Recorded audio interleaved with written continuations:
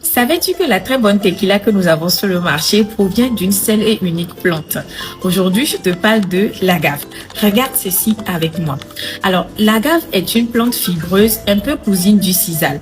Parfois, certaines sont des plantes décoratrices, mais on a une variété particulière qui permet de produire de l'alcool.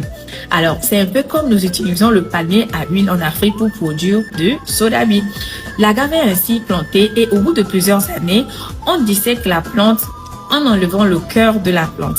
Et c'est ce cœur-là qui est transformé. Certains la transforment de manière traditionnelle, mais certains le font à une échelle beaucoup plus grande.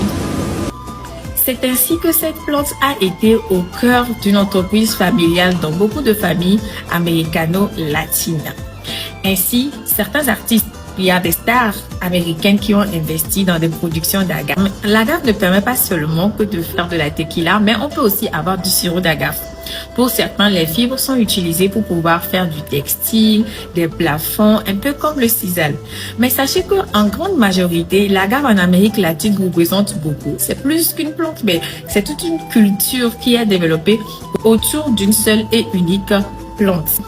Comprenez donc que ce n'est pas seulement en Afrique que nous avons le secret des boissons traditionnelles faites à base de plantes. C'est ainsi que tu peux aussi développer une coopérative. Mais je ne saurais vous dire si l'agave réussit en Afrique ou pas.